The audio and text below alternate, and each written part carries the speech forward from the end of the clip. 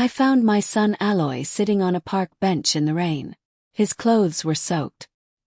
His little daughter Emma was shivering beside him. 3 suitcases lay broken at his feet. Everything he owned was getting wet. Before we proceed, thank you for watching Her Voice Narrative.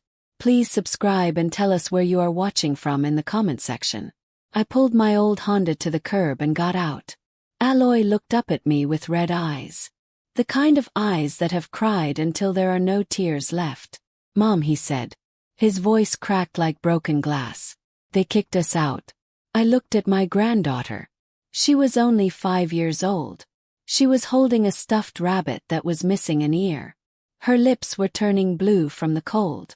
"Who kicked you out?" I asked. But I already knew the answer. "Richard Sterling." Aloy said the name like it was poison in his mouth. "My father-in-law. He said our bloodline was not worthy of his family legacy.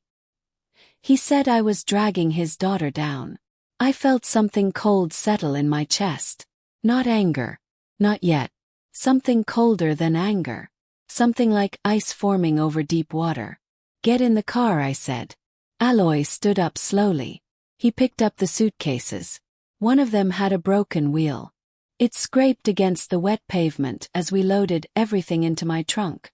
I drove them to my small apartment on the edge of town. It was not much. 2 bedrooms. Old furniture. A kitchen that barely worked. But it was warm and it was safe. That night after Emma fell asleep, Aloy told me everything. He worked as a software developer at Sterling Technologies. It was Richard Sterling's company. Aloy had been the lead engineer for 5 years. He built the entire security system. He wrote code that saved the company millions of dollars. But this morning Richard called him into his office. He fired Aloy on the spot. No explanation. No severance. Just security guards escorting him out of the building like he was a criminal. When Aloy got home, his key did not work. The locks were changed. His wife Victoria stood in the doorway. She would not let him in. She said she could not be with someone who could not provide for her. She said her father was right. Aloy was not good enough for the Sterling family. Richard came to the door. He threw these suitcases down the steps. He told Emma to go with her father because he did not want her anymore either. Aloy looked at me with broken eyes. He said my blood was not good enough, Mom. He said I come from nothing. Maybe he is right. I reached across the table and took my son's hand. "Listen to me, Aloy. Your blood is not the problem. The problem is that Richard Sterling does not know who he just made an enemy of." Aloy looked confused. "Mom, you are retired. You worked in accounting. What can we do against a man like Richard Sterling?" Smiled. It was not a nice smile. I stood up and walked to my bedroom. In the back of my closet behind old coats and shoeboxes was a small safe. I had not opened it in 15 years. Entered the code. The door swung open. Inside was a phone. Not a regular phone. A satellite phone with encrypted connections. Next to it was a black card made of metal. And beneath that was a stack of documents with the letterhead of Morrison Capital Group. I picked up the phone and turned it back on. Took a moment to connect to the network. Then it buzzed with hundreds of missed messages. All from the same person. My former business partner. My former general counsel. The woman who had been running my empire while I pretended to be a retired accountant. Her name was Sarah Chen. And she was about to get the call she had been waiting 15 years to receive. I dialed her private line. She answered on the first ring. "Catherine," she said. Her voice was sharp and awake even though it was past midnight. "I knew you would call eventually. What do we need?" I looked back toward the living room where my son was sitting. His head was in his hands. His whole world had collapsed in one day. "I need you to pull up everything on Sterling Technologies," I said. "I want financials. I want debt structure. I want to know every loan, every investor, every skeleton in every closet." There was the sound of typing on the other end. Sarah never slept much. "Sterling Technologies," she repeated. "Mid-sized tech firm. Annual revenue about 60 million. Heavy debt load. They have been bleeding cash for 2 years. The owner is Richard Sterling. He inherited the company from his father, but he has been running it into the ground. He paused. Catherine, why are we looking at this company? Because Richard Sterling just made a very big mistake, I said. He hurt my family. And I'm going to teach him that some bloodlines you do not mess with. Sarah was quiet for a moment. Then she laughed. It was a cold professional laugh. The laugh of a woman who has destroyed bigger men than Richard Sterling. How much do you want to spend? She asked. Whatever it takes, I said. I want to own him by the end of the week. Consider it done, Sarah said. I will have the full report to you by morning. And Catherine, welcome back to the game. Hung up the phone. I walked back to the living room. Aloy was still sitting there staring at nothing. I sat down next to him. Get some sleep, Aloy. Tomorrow we are going shopping. Shopping, he said. Mom, we do not have any money. Victoria froze all our joint accounts. I smiled again. Trust me, son. We have more than enough. The next morning I took Aloy to the most expensive men's store in the city. He tried to protest. He said we could not afford it. He said we should save money. I walked him inside anyway. Salesman approached us. He looked at my old coat and Aloy's wrinkled shirt. His smile was fake and condescending. Can I help you? He asked. But his tone said you are in the wrong place. I pulled out the black metal card. The salesman's eyes went wide. He recognized what it was. A Centurion card. The kind of card that has no spending limit. We need a suit, I said. Something that costs more than your monthly salary. The salesman's attitude changed instantly. He started pulling suits off the rack. Italian wool. Hand-stitched. The kind of clothing that makes you look powerful. Aloy tried on a charcoal gray suit. When he looked in the mirror, he did not recognize himself. He looked strong. He looked important. He looked like someone who belonged in boardrooms. While Aloy was changing, I made another call. This one was to the Sterling Technologies main office. I want to speak with Richard Sterling, I told the receptionist. May I ask who is calling? She said. Tell him Catherine Morrison wants to discuss a business acquisition. There was a long pause. Then she transferred me. Richard Sterling came on the line. His voice was smooth and arrogant. The voice of a man who thinks he is untouchable. Catherine Morrison, he said. I've heard that name before. You are the retired accountant, right? What could you possibly want to acquire from me?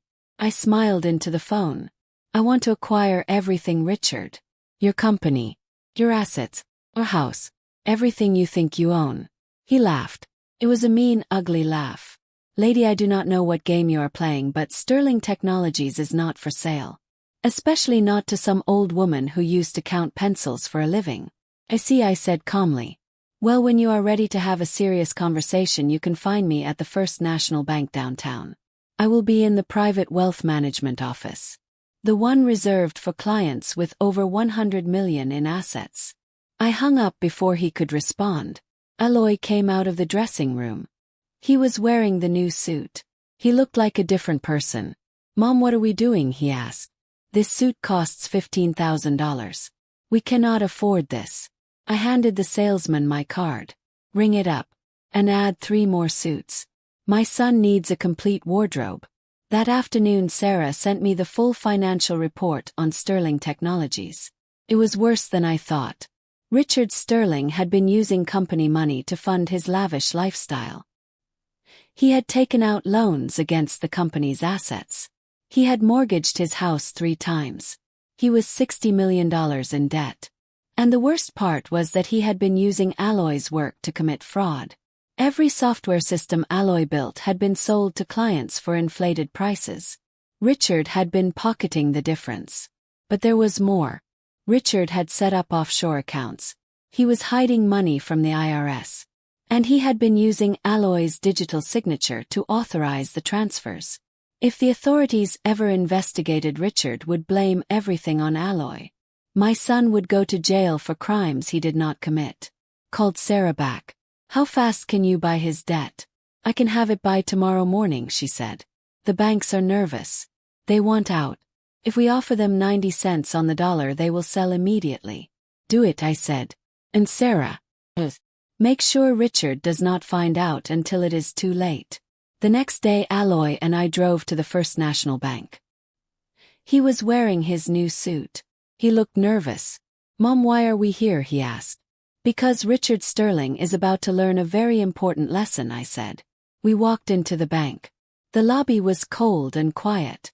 Marble floors. High ceilings. The kind of place designed to make poor people feel small. And there, standing near the loan officer's desk, was Richard Sterling. He was arguing with a banker. His face was red. He was sweating even though the air conditioning was on full blast. He saw us walk in. His eyes went wide. Then they narrowed with rage. He stormed across the lobby. "You," he shouted, pointing at Aloy. "What are you doing here? I told you to stay away from my family." Aloy started to step back. Old instincts. But I put a hand on his arm. "We are here on business, Richard," I said calmly. Richard looked at me. He looked at my simple dress. My cheap shoes. He laughed. "Business," he said. "What business could you possibly have here, old woman? This is a bank for serious people, not welfare cases." I did not respond. I just walked past him toward the private offices in the back. Aloy followed me. Richard chased after us. "Security," he yelled. "Stop them. They are trespassing." A security guard started walking over. But then the bank manager stepped out of his office. His name was Mr. Harrison. He was a tall man with silver hair. He saw me and his entire face changed. He walked quickly across the lobby. "Mrs. Morrison," he said. "It is an honor. Your office is ready." Richard froze. He looked from the manager to me. Confusion spreading across his face. "Morrison," Richard repeated. "Catherine Morrison. You are not just a retired accountant, are you?" I turned to face him. "No, Richard. I am not. I am the founder of Morrison Capital Group. We manage over $5 billion in assets. I retired 15 years ago to raise my son in peace. But you dragged me back." Richard's face went pale. He looked like he had been punched in the stomach. The bank manager led us to a private conference room. Richard followed, stammering. He was trying to understand what was happening. Mr. Harrison placed a folder on the table. "Mrs. Morrison," he said. "As you requested, we have completed the debt acquisition. As of 8 a.m. this morning, Morrison Capital Group owns 100% of the outstanding debt of Sterling Technologies." He slid the papers across the table. "The total amount owed is $60 million. The payment is due in full by end of business today." Richard grabbed the papers. His hands were shaking. "This is impossible," he said. "I have until next month. The banks gave me an extension." Mr. Harrison shook his head. "The banks sold your debt to Mrs. Morrison. She is now your creditor. And she has invoked the immediate payment clause." Richard looked at me. His arrogance was gone, replaced by fear. "Catherine, please," he said. "We can work this out. Can pay you back. Just give me time." I leaned back in my chair. "You told my son his bloodline was not worthy, Richard. You threw my granddaughter out in the rain. You fired Aloy to cover up your own crimes." Richard's eyes went even wider. "Crimes? I do not know what you are talking about." I pulled out another folder.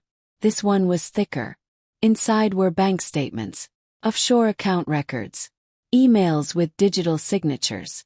"You have been laundering money through Sterling Technologies for 3 years, Richard. You used Aloy's credentials to authorize illegal transfers. If I take this to the FBI, you will go to prison for 20 years. Richard collapsed into a chair. His face was gray. "Please," he whispered. "I will do anything. Just do not turn me in." I stood up. "You have until 5 p.m. today to wire $60 million to this account. If the money is not there, I will foreclose on everything. Your company, your house, your cars. And then I will hand these documents to the federal investigators." I walked to the door. Aloy followed me. As we left, I heard Richard start to cry. It was a pathetic sound. Outside the bank, Aloy was silent. We got into the car and he just stared straight ahead. Finally he spoke. "Mom, who are you really?" I started the engine. "I am your mother, Aloy. I am a woman who built an empire from nothing. And I am someone who will burn down heaven and earth to protect her family." He was quiet for a long time. Then he said thank you. We drove across town to the Sterling estate. It was a massive house behind iron gates. Aloy had lived there for 5 years. It had been his home. Now it belonged to me. At exactly 5 p.m. Richard Sterling did not make the payment. He could not. He did not have $60 million. His accounts were frozen. His investors had abandoned him. He had nothing. At 5:01 I executed the foreclosure. Every asset he owned was transferred to Morrison Capital Group. The company, the house, cars, everything. At 6 p.m. the FBI arrived at his door with a warrant. Sarah had sent them the evidence of his money laundering. Richard Sterling was arrested in front of his neighbors. His wife Victoria watched from the window. The woman who had thrown Aloy out. The woman who said he was not good enough. She was crying but nobody cared. A week later Aloy and I stood in front of Sterling Technologies. The sign had been changed. Now read Morrison Tech Solutions. Aloy was the new CEO. I had transferred ownership of the company to him. It was his now. His fresh start. The employees loved him. He had kept everyone who actually did real work. He fired all of Richard's friends. The people who got jobs because of connections, not talent. The company was thriving. Aloy had new ideas. New projects. Within a month they landed 3 major contracts. Emma started at a new school. Good school. She made friends. She smiled again. She stopped having nightmares about the rain. As for Richard Sterling, he was sentenced to 15 years in federal prison for fraud and money laundering. Victoria divorced him immediately. She tried to reach out to Aloy. She sent emails and letters begging for forgiveness. Aloy deleted every single one without reading them. One afternoon I was packing up my apartment. I was moving to a quieter place. Small house by a lake. I had earned my retirement twice now. Aloy came to help me pack. He picked up an old photo album. Inside were pictures of him as a child. Pictures of his father who died when Aloy was young. Pictures of our small family. He looked at me. Mom, did you always have this kind of money? He nodded. Your father and I built Morrison Capital together. When he died I kept running it. I grew it into something massive. But I was tired, Aloy. I wanted a simple life. I wanted to be just a mom. So you pretended to be poor, he said. Smiled. I was not pretending. I lived simply because simple made me happy. The money was always there but I did not need it. Until someone hurt my son. Then I needed it very much. Aloy hugged me. It was a long, tight hug. Thank you for everything, Mom. Thank you for saving us. I hugged him back. You do not need to thank me, Aloy. You are my son. I would fight the whole world for you. And I would win. 3 months later I was sitting on my porch by the lake. The sun was setting. The water was calm. I had a cup of tea and a good book. My phone rang. It was Aloy. Mom, he said. Have news. Good news, I hope. Best news. Morrison Tech Solutions just landed a contract with the Department of Defense. It is worth $200 million. We are going to be one of the biggest tech firms in the country. Smiled. That is wonderful, Aloy. I'm so proud of you. There was a pause. And Mom, there is something else. What is it? I'm getting married. My heart skipped. Ooh. Her name is Dr. Jennifer Cole. She is a professor at the university. She teaches computer science. We met at a tech conference last month. She is brilliant, Mom. And she loves Emma. She does not care about money or status. She just cares about who I am. I felt tears in my eyes. Happy tears. That is beautiful, Aloy. When do I get to meet her? Next weekend. I am bringing her to the lake. I want her to meet the woman who taught me that real strength is not about money. It is about protecting the people you love. After we hung up, I sat on the porch for a long time. I thought about Richard Sterling.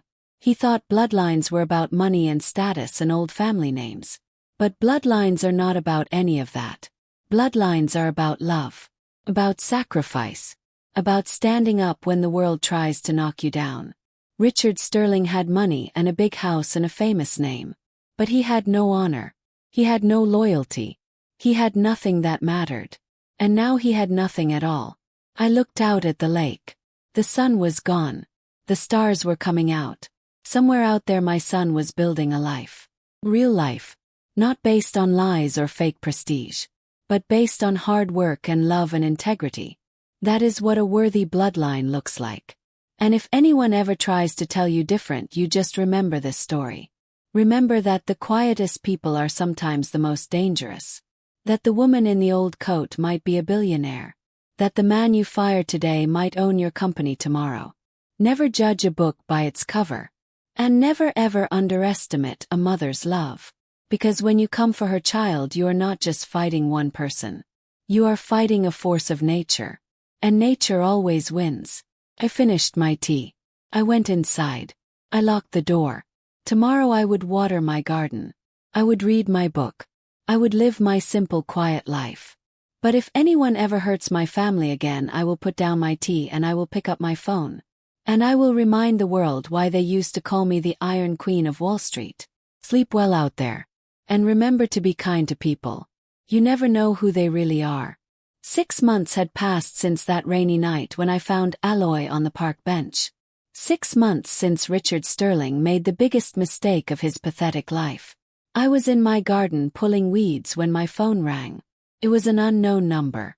I almost did not answer. But something told me to pick it up. Hello, I said. There was breathing on the other end. Heavy breathing. Then a voice I recognized. A voice I hoped I would never hear again. Catherine, the voice said. It was Victoria.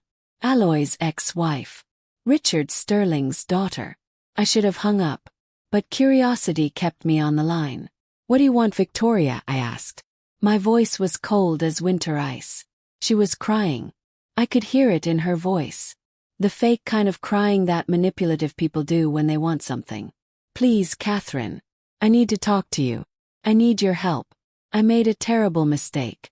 I know that now. I was wrong about Aloy. I was wrong about everything. I pulled another weed from the soil. The root came up easily. Some things just do not belong. You made your choice, Victoria. You chose your father's money over your husband. You chose status over love. Now you have to live with that choice. But I have nothing now, she sobbed. My father is in prison. The house is gone. All the money is gone. I cannot even get a job because everyone knows who I am. They know what I did. Felt nothing. No pity. No sympathy. Just cold hard truth.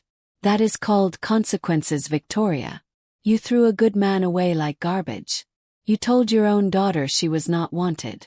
You stood on that balcony drinking champagne while your husband begged for his belongings. Did you think there would be no price to pay? Please, she begged.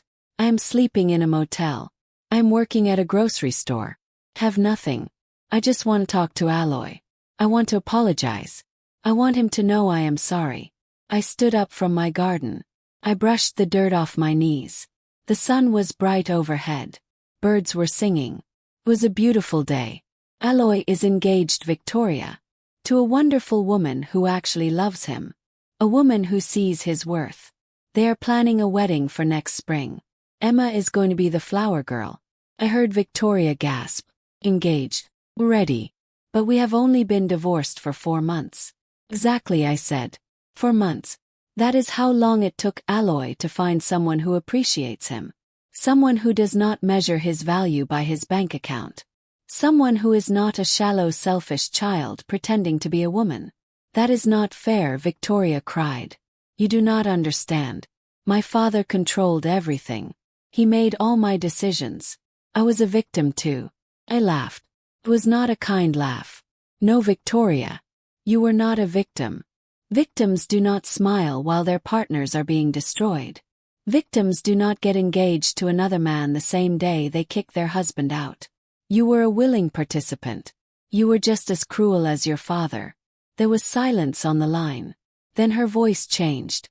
The crying stopped. The mask fell away. You think you are so superior, do not you, Catherine? You think your money makes you better than everyone else. But you are just a bitter old woman who had to buy her son's happiness. Now I heard the real Victoria. The spoiled brat underneath the fake tears. I did not buy Aloy's happiness, Victoria. I removed the poison that was killing him. That poison was you and your father.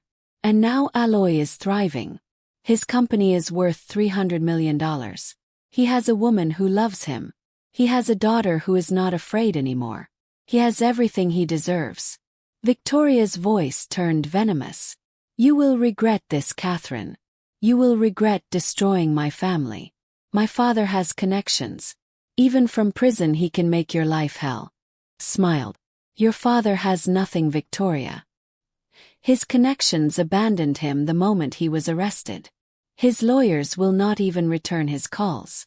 He is a nobody rotting in a cell. And you are a nobody begging for scraps. I hope you end up alone, Victoria hissed. I hope you die alone in that little house with nobody to love you. I will not be alone, Victoria. Have my son. I have my granddaughter. I have people who earned my love by being worthy of it. What do you have? She hung up. The line went dead. I stood there for a moment. Then I deleted the number. I blocked it. Some people do not deserve second chances. Some people deserve exactly what they get. That evening Aloy came over for dinner. He brought Jennifer with him. She was exactly as he described. Brilliant, kind, beautiful in a natural way that did not require makeup or designer clothes. She hugged me when she walked in. Not a formal hug. A real hug. Like I was already family. Mrs. Morrison, she said. Aloy has told me so much about you. Thank you for having me. Call me Catherine, I said. And thank you for loving my son. We sat on the porch watching Emma play by the lake. She was catching fireflies in a jar. She was laughing. It was the best sound in the world. Jennifer reached over and took Aloy's hand. They looked at each other with so much love it made my heart ache. The good kind of ache. The kind that reminds you why life is worth living. Mom, Aloy said. There is something we want to ask you. I looked at them both. What is it? Jennifer squeezed his hand. We want you to walk me down the aisle at the wedding. My father passed away when I was young. And you have already become like a mother to me. It would mean everything if you would do this. Tears filled my eyes. Real tears this time. Not tears of anger or revenge. Tears of joy. I would be honored, I said. Emma ran up to the porch. Grandma, look. I caught 10 fireflies. She held up the jar. The little lights blinked on and off. Those are beautiful, sweetheart, I said. But you know what makes them special? What Emma asked. They are free. That is what makes them beautiful. So before bed we are going to let them go. We are going to watch them fly away. Because the best things in life cannot be caged.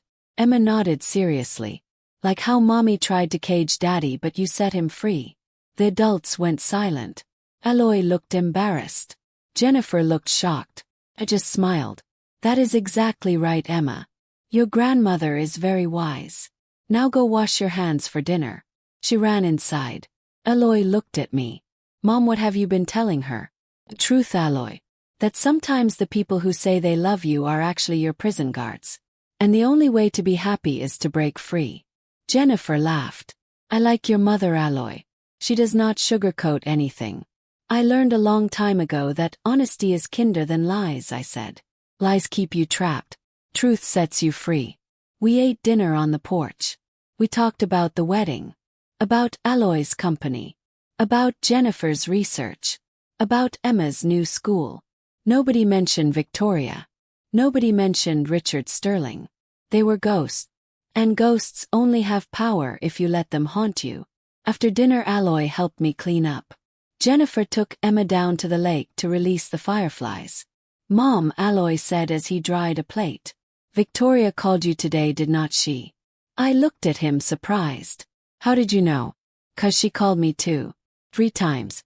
I did not answer. But she left voicemails. Begging. Crying. Saying she made a mistake.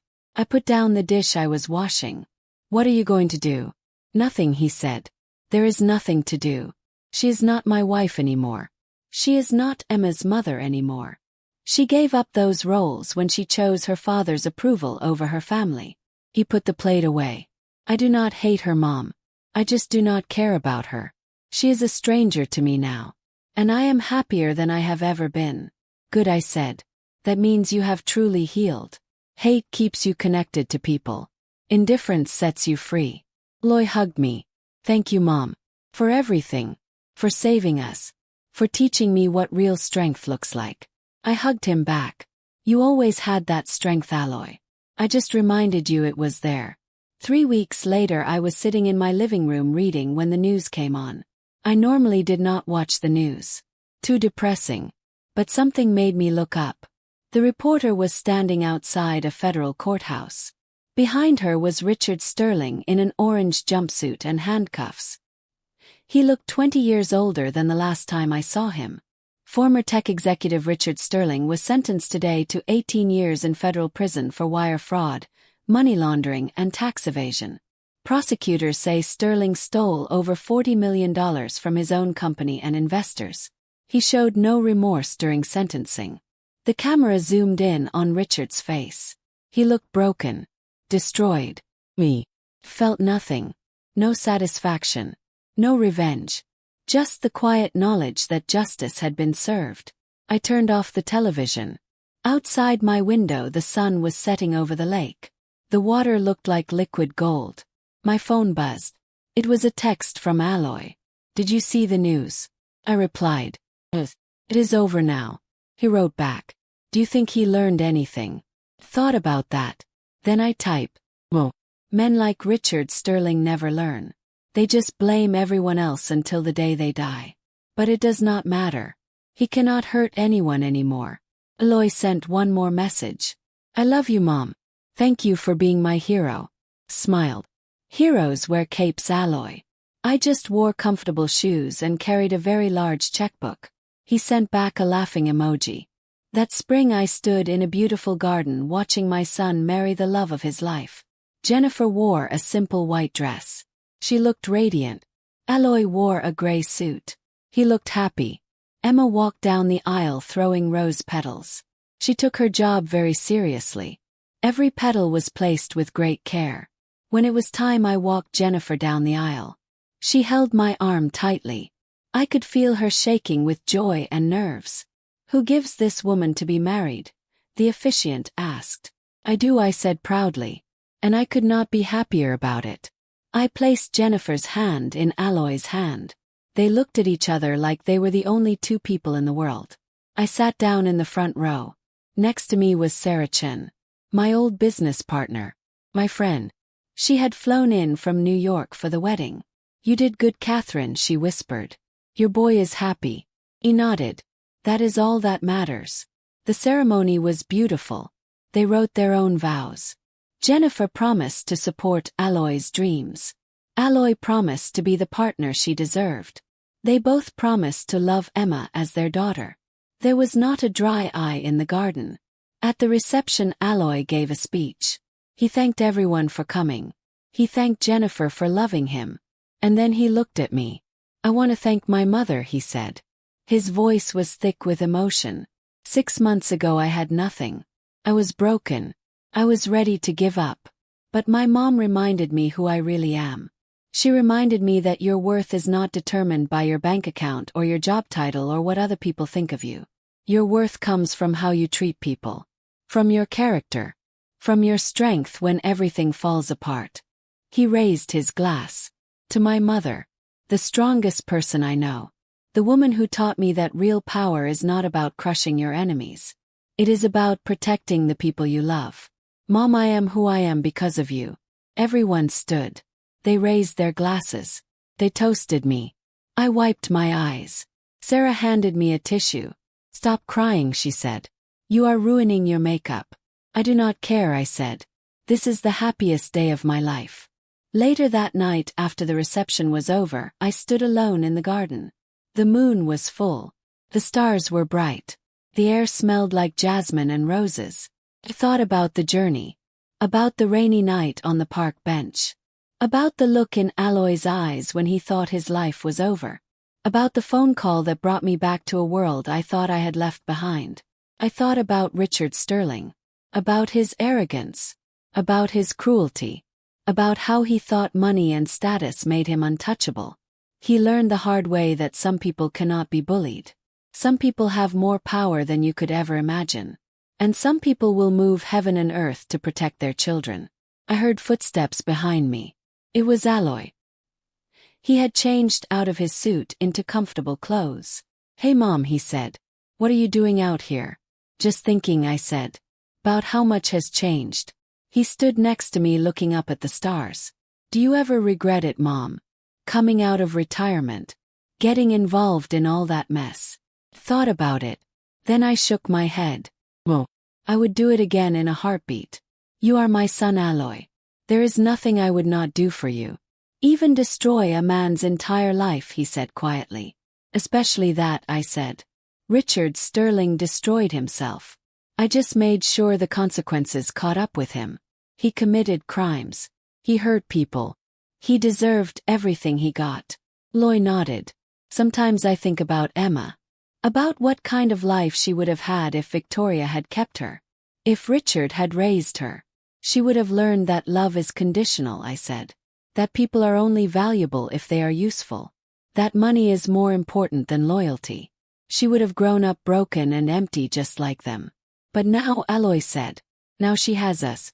Now she has a family that actually loves her," I corrected. "She has a father who would die for her. A stepmother who treats her like a treasure. And a grandmother who will make sure nobody ever hurts her." We stood in silence for a while. Then Aloy said something that made my heart swell. "I'm going to teach her everything you taught me, Mom. I'm going to teach her to be strong, to be kind, to never let anyone make her feel small. And I'm going to teach her that real power comes from lifting people up, not tearing them down." Smiled. "Then my work here is done." Loy hugged me. "Your work is never done, Mom. You are stuck with us forever." I hugged him back. I would not have it any other way. A year later, Morrison Tech Solutions became one of the fastest growing technology companies in the country. They developed revolutionary security software that was used by governments and corporations worldwide. Aloy was featured on the cover of business magazines. He gave speeches at conferences. He became known as a visionary leader who treated his employees with respect and dignity. But he never forgot where he came from. He never forgot the park bench. He never forgot the rain. Every year on the anniversary of that terrible day, Aloy would take Emma to the park. They would sit on that same bench. And he would tell her the story. He would tell her about the day his world fell apart. About how her grandmother saved them. About how they rebuilt their lives from nothing. And Emma would listen with wide eyes. She would ask questions. She would want to know every detail. "Why did they kick us out, Daddy?" she asked one year. "What did we do wrong?" "We did not do anything wrong, sweetheart," Aloy explained. "Some people measure worth by money and status. They could not see that real worth comes from kindness and integrity and love." "But Grandma showed them," Emma said proudly. Loy smiled. "Yes, she did. Grandma showed them that you should never underestimate someone just because they live simply. You never know what kind of power they have." "I want to be like Grandma when I grow up," Emma declared. "I want to be strong and smart and protect people." "Then you are already on the right path," Aloy said. "As for me, I returned to my quiet life by the lake. I worked in my garden. I read my books. I had tea with Sarah once a month to catch up on business and gossip. But I kept my satellite phone charged, just in case. Because you never know when your family might need you again. And if they do, I will be ready. I will put down my tea and pick up my armor. I will remind the world why they used to fear my name. Because I am Catherine Morrison. Mother. Grandmother. Billionaire. Protector. And I do not lose." The last time I saw Richard Sterling, he was being transferred to a maximum security prison. It was on the news. He looked defeated. Destroyed. A reporter asked him if he had any regrets. He looked into the camera with dead eyes. "My only regret," he said, "is underestimating that old woman." The reporter looked confused. "What old woman?" Richard smiled, a bitter, broken smile. "The one who destroyed me. The one I thought was nobody. Turns out she was everybody." That clip went viral. People shared it everywhere. They made memes about it. They wrote articles analyzing what he meant. But I knew exactly what he meant. He underestimated a mother's love. He thought being a woman made me weak. He thought being retired made me powerless. He thought living simply made me poor. He was wrong on all counts. And that mistake cost him everything.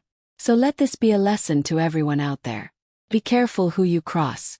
Be careful who you insult. Be careful whose family you hurt. Because that quiet person in the corner might be a sleeping dragon. And dragons, when awakened, burn everything in their path. Treat people with respect. Treat them with kindness. Not because they might be rich or powerful, but because it is the right thing to do. And if you cannot do that, then at least have the sense to check who you are dealing with before you make an enemy. Richard Sterling did not do that. And now he has 18 years to think about his mistake. As for Aloy, he is living his best life. He has a company he loves, a wife who adores him, a daughter who is thriving, and a mother who would go to war for him again in a heartbeat. That is what a worthy bloodline looks like. Not money, not status, not old family names, just love, just loyalty, just strength when it matters most. And if anyone ever tells you different, you send them to me. I will teach them the same lesson I taught Richard Sterling. The expensive way. Now if you enjoyed this story, please hit that like button. Subscribe to my channel. Leave a comment telling me about a time someone underestimated you. I read every single comment. And remember, be kind to everyone you meet. 'Cause you never know who they really are. You never know what power they hold. You never know what they are capable of when you push them too far. Sleep well. Treat people right. And never mess with a mother protecting her child. 'Cause we do not forgive. We do not forget. And we always get even. 2 years after the wedding, I received an unexpected visitor. I was in my garden planting tomatoes when I heard a car pull up. It was a taxi. And stepping out of it was a young woman I did not recognize at first. She was thin. Too thin. Her clothes were cheap and worn. Her hair was pulled back in a simple ponytail. She looked tired and scared. Then I saw her eyes. Those eyes I knew. It was Victoria. She stood at the edge of my driveway wringing her hands. She did not come closer. She just stood there like she was afraid I would call the police. I stood up slowly. I wiped the dirt from my hands. I did not invite her in. I just waited. "Mrs. Morrison," she said quietly. Her voice was different now. "Muller. Humbler. I know I have no right to be here. I know you probably hate me. But I need to say something and then I will leave. Promise." I crossed my arms. "You have 5 minutes, Victoria. Then I want you off my property." She nodded quickly. "I just wanted to say I am sorry. I know that does not fix anything. I know it does not change what I did. But I need you to know that I understand now. I understand what I threw away." She looked down at her feet. "I have been working 2 jobs just to pay rent. I sleep in a studio apartment with no heat. I eat ramen noodles for dinner. And every single day I think about what I had. Husband who loved me. A daughter who needed me. A life that was real." Her voice cracked. "I traded all of that for my father's approval. For money that was never even real. For a status that disappeared the second things got hard. And now I have nothing." I said nothing. I just listened. Victoria looked up at me with tears in her eyes. "I know Aloy is happy now. I saw the wedding photos online. I saw how beautiful his new wife is. How happy Emma looks. And I am glad. I really am. 'Cause they deserve happiness." She wiped her eyes. "I am not asking for forgiveness, Mrs. Morrison. I do not deserve that. I just needed you to know that you were right about everything. About me. About my father.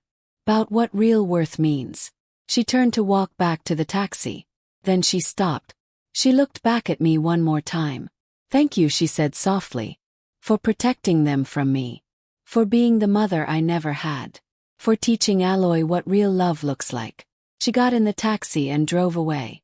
I stood there for a long time after she left. I felt something I did not expect. Not pity exactly, but something close to it. Victoria had finally learned the lesson her father never would. That money without character is worthless. That status without integrity is hollow. That love cannot be bought or sold. She learned it too late. But at least she learned it. That night I told Aloy about the visit. We were having dinner at his house. Jennifer was putting Emma to bed. We sat on his back porch drinking tea. Aloy was quiet for a long time. Then he said something that surprised me. I hope she finds peace, Mom. Really do. Not for my sake. Not because I forgive her. But because carrying that kind of regret for the rest of your life is its own prison. You are a better person than I am, I said. He shook his head. No, Mom. I learned from the best.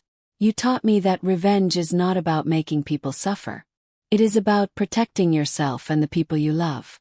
Victoria is not my enemy anymore. She is just a cautionary tale. Jennifer came out onto the porch. She sat down next to Aloy and took his hand. Emma is asleep. She wants you to read to her tomorrow night, Grandma. Something about princesses. Smiled. Course. I will bring my collection of fairy tales. Not the Disney ones though, Jennifer laughed. She wants the old ones. The ones where the princesses save themselves. Just like her grandmother, Aloy said with a grin. We sat together watching the stars. 3 people who had found each other through pain and built something beautiful from the wreckage. This is what winning looks like, I thought. Not money. Not revenge. Not seeing your enemies destroyed. Just this. Is love. Family. 3 years after that night I was diagnosed with cancer. Breast cancer. Age 2. The doctors said I had a good chance with treatment, but it would be a fight. Aloy wanted to shut down everything to take care of me. He wanted to hire private nurses and move me into his house. He wanted to drop everything. I refused. You have a company to run, Aloy. You have a wife and daughter who need you. I will be fine.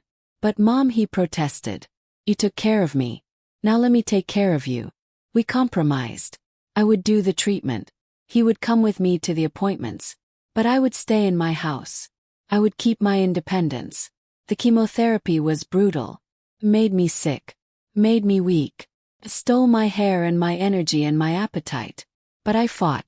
I fought the same way I fought Richard Sterling. With everything I had.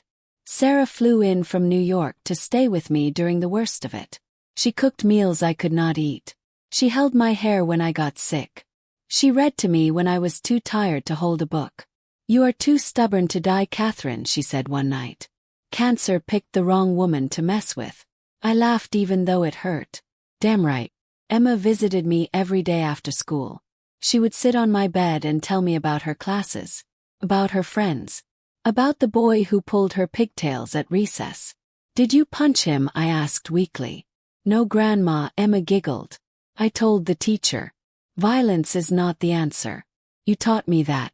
I taught you that violence is the last answer, I corrected. But if he does it again, you have my permission to punch him right in the nose.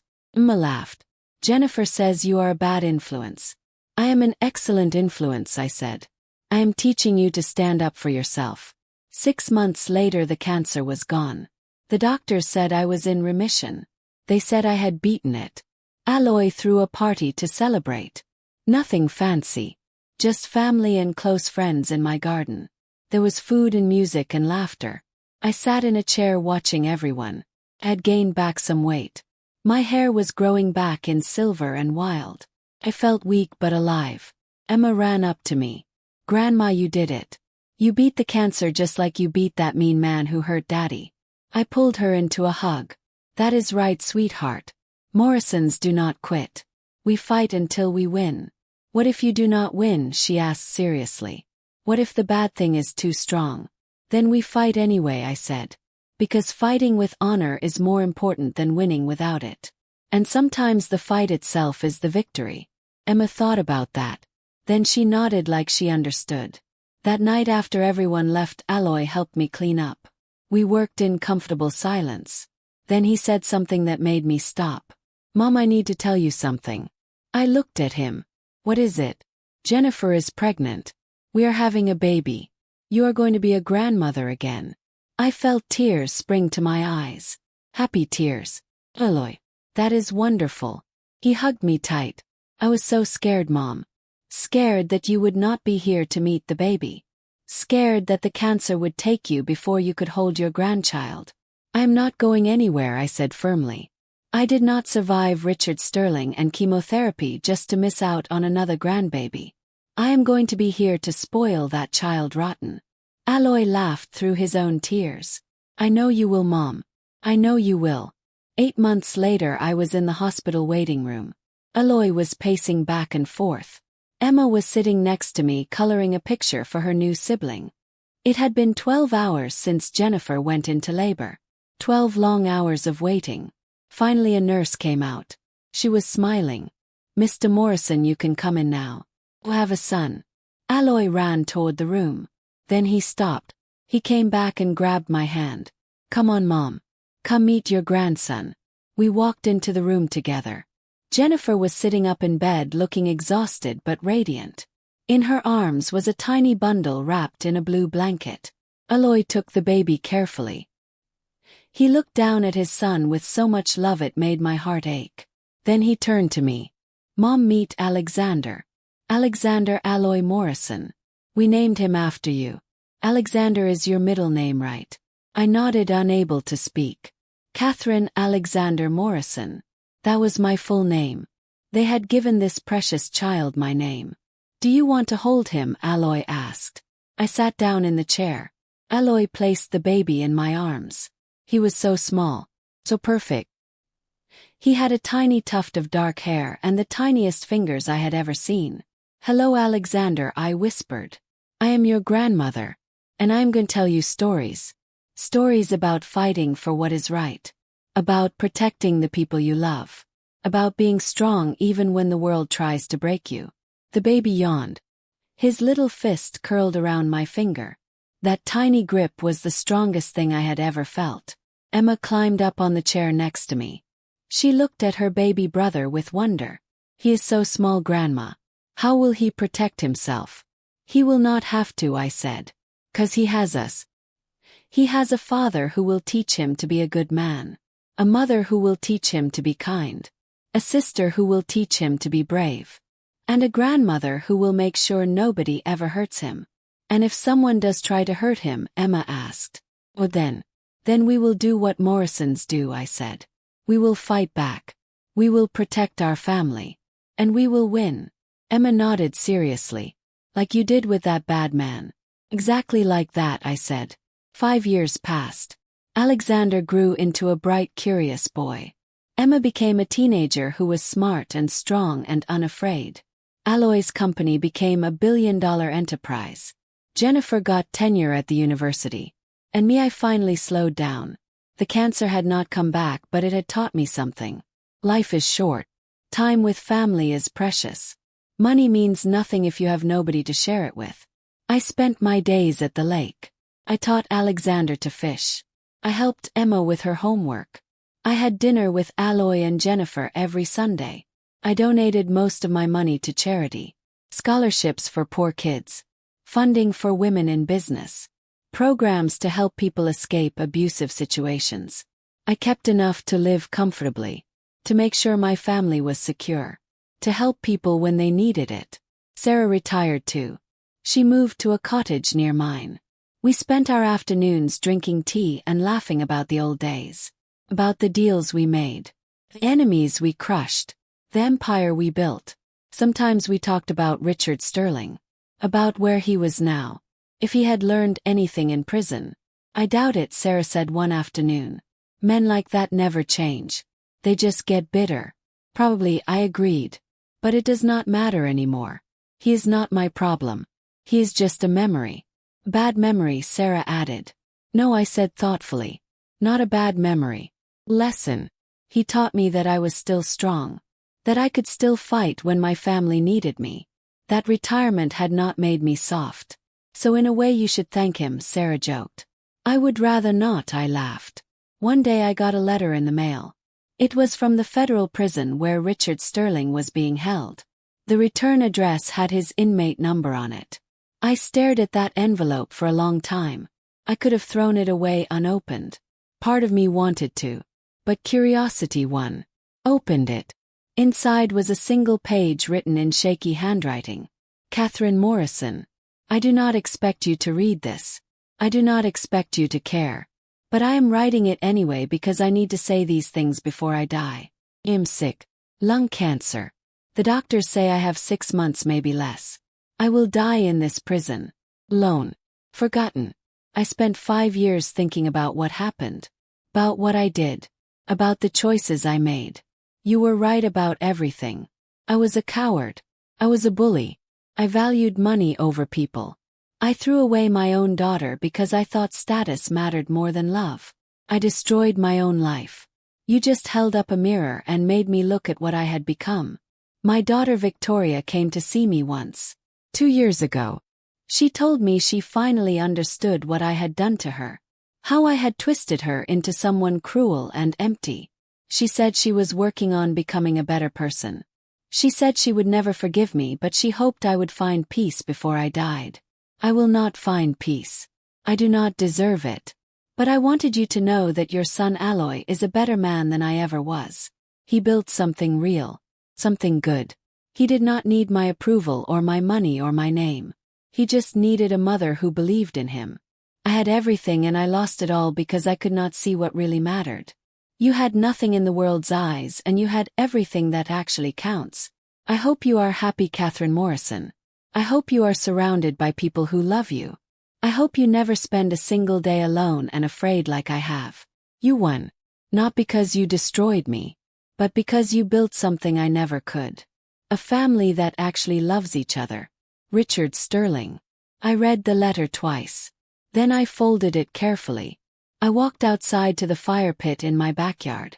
I struck a match. I watched the paper burn. Watched Richard Sterling's final words turn to ash and smoke. Felt nothing. No satisfaction. No pity. No anger. Just the quiet knowledge that some stories end exactly as they should. Aloy found me there an hour later. He sat down next to me. "What are you burning, Mom?" "Past," I said. "Just cleaning out some old papers." He nodded. He did not ask more questions. He just sat with me watching the embers die. "Mom," he said eventually, "do you have any regrets? About what you did to the Sterlings? About coming out of retirement? About any of it? Thought about it? Really thought about it?" "No," I said finally. "I do not regret protecting you. I do not regret teaching Richard Sterling a lesson. I do not regret showing Victoria that actions have consequences." Pause. "But I do not celebrate it either. It was not a victory, Aloy. It was just necessary. Like cutting out a cancer before it spreads." "So if you had to do it again," Aloy asked. "I would do it faster," I said. "I would not give them time to hurt you. I would not let them make you doubt yourself even for a moment." Aloy smiled. "You really are ruthless when it comes to family." "Only when they are threatened," I said. "Otherwise I am a sweet old lady who likes gardening and baking cookies." "You have never baked a cookie in your life, Mom." "Details," I said. We sat together until the stars came out. Then Emma and Alexander came running out of the house. They wanted to catch fireflies again. I watched them run around the yard with glass jars. Their laughter filled the air. This was what I had fought for. This moment. This peace. This joy. Aloy put his arm around my shoulder. "Thank you, Mom. For everything." I leaned against him. "You do not have to thank me, Aloy. Protecting you was not a favor. It was not a choice. It was as natural as breathing." "I know," he said. "But I am thankful anyway." We watched the children play until the moon was high. Then we all went inside. We had hot chocolate. We told stories. We laughed. And somewhere far away in a prison cell, Richard Sterling lay dying. Alone with his regrets. With the memory of everything he had lost. Everything he had thrown away. But I did not think about him. I thought about the warmth of my family around me. The sound of my grandchildren's laughter. The love in my son's eyes. This was what winning really looked like. Not revenge. Not destruction. Just this. Just love. And as I tucked Alexander into bed that night, he looked up at me with sleepy eyes. "Grandma," he said, "will you tell me the story again? About how you saved Daddy?" "Maybe tomorrow, sweetheart," I said. "Tonight you need to sleep." "But I want to know how to be strong like you," he said.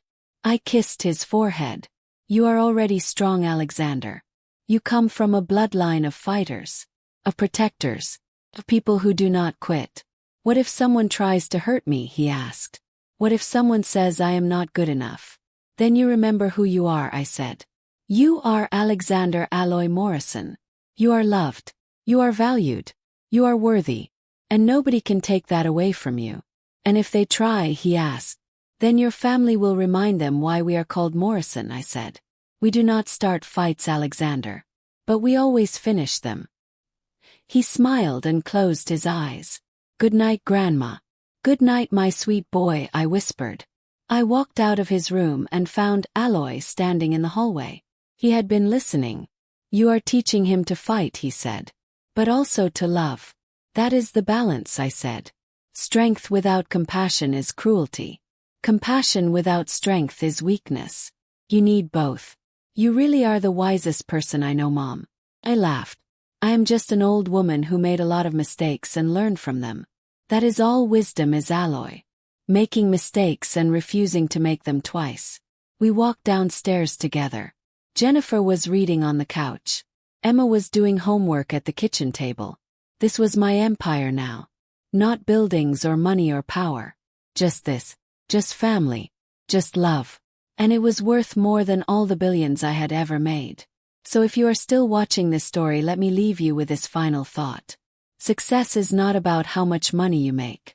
It is not about your job title or your house or your car. Success is about who loves you when you have nothing. Who stands by you when you fall. Who fights for you when you cannot fight for yourself. Alloy had all of that. And so he had everything. Richard Sterling had none of that. And so he had nothing. Choose wisely what you value. Choose carefully who you hurt. Choose love over status. Choose character over wealth. Choose family over everything. Because in the end, when you are old and tired and looking back on your life, the only thing that will matter is the people who loved you. Not the people who feared you. Not the people who envied you. Just the people who loved you. That is the real measure of a worthy bloodline. Now go hug your family. Tell them you love them. And never take them for granted. 'Cause I promise you this. If you had someone like me as a mother and you hurt my child, I would move mountains to destroy you. But more importantly, I would move mountains to protect them. That is what family means. That is what love means. That is what being worthy means. Sleep well, everyone. Be kind. Be strong. Be worthy. And remember the name Morrison. 'Cause we do not forget. We do not forgive. And we always protect our own.